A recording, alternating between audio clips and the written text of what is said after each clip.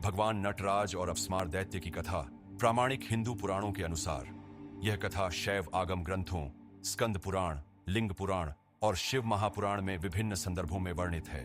भगवान नटराज का स्वरूप तांडव नृत्य के रूप में संपूर्ण ब्रह्मांड की गति और परिवर्तन को दर्शाता है। इस कथा का आध्यात्मिक और दार्शनिक महत्व अत्यंत गहरा है, जिसे शैव परंपरा में विशेष स्थान प्राप्त है।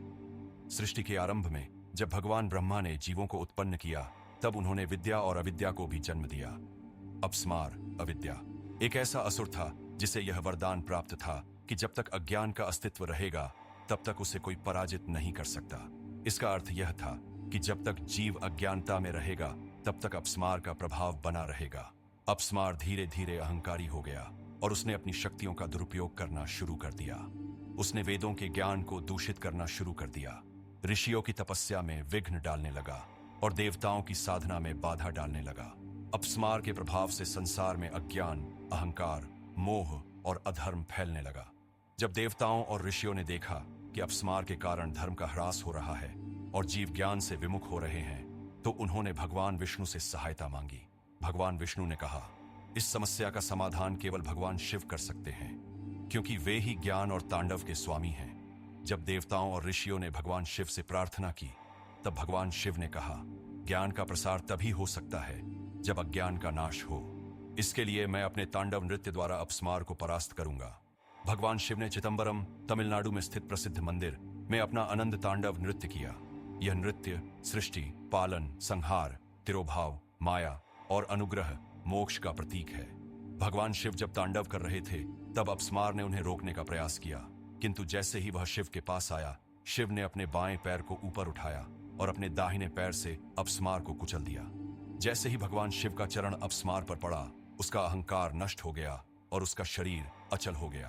उसे एहसास हुआ कि वह केवल अज्ञानता का प्रतीक था और भगवान शिव ही परम ज्ञान और ब्रह्मांड के असली स्वामी हैं। वह शिव की महिमा को पहचान गया और भगवान के चरणों में समर्पित हो गया। भगवान शिव ने अपस्मार को पूरी तरह से नष्ट नहीं किया, बल्कि उसे अपने चरणों के नीचे दबाए रखा। यह बहुत महत्वपूर्ण संदेश देता है। ज्ञान, शिव जब तक जागृत है तब तक अज्ञान, अपस्मार निष्क्रिय रहेगा, लेकिन यदि कोई शिव की कृपा से विमुख होकर अहंकार में आ जाए तो अपस्मार, अज्ञान पुनः सक्रिय हो सकता है। इसीलिए शिव का चरण हमेशा अपस्मार पर रहता है, ताकि अज्ञान कभी सिर न उठा सके। यही कारण है कि आज भी नटराज की प्रतिमा में शिव को अपस्मार को दबाते हुए दिखाया जाता है, जो यह संदेश देती है कि ज्ञान हमेशा अज्ञान पर विजय प्राप्त करता है। शिव का यह रूप न केवल आध्यात्मिक रूप से महत्वपूर्ण है, बल्कि यह विज्ञान और दर्शन के लिए भी प्रेरणादायक है। शास्त्रों में इस कथा का आध्यात्मिक संदेश, स्कंद पुराण, ज्ञान और अज्ञान सदा विपरीत दिशा में चलते हैं। जब भगवान शिव का चरण अज्ञान पर पड़ता है, तब संसार में सत्य और धर्म का प्रकाश फैलता है।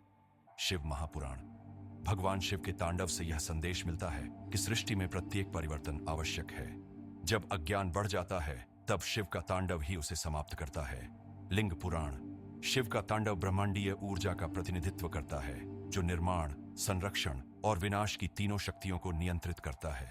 अपस्मार का कुचला जाना दर्शाता है कि जब भी संसार में अज्ञान हावी होगा, तब भगवान शिव ज्ञान के रूप में उसे समाप्त करेंगे। नटराज का तांडव क्वांटम भौतिकी, क्वांटम फिजिक्स में भी महत्वपूर्ण माना जाता है। वैज्ञानिकों ने इसे कॉस्मिक डांस कहा है, जो ब्रह्मांड के सतत परिवर्तन को दर्शाता है और पूरी सृष्टि शिव की नृत्य गति में बंधी हुई है।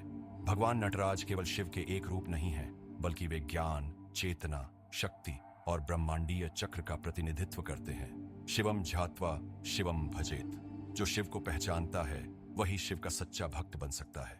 सनातन ज्ञान के इस पवित्र सफर में हमारे साथ चलें, लाइक और सब्सक्राइब करें। आपके एक लाइक से यह संदेश और दूर तक जाएगा। सब्सक्राइब जरूर करें।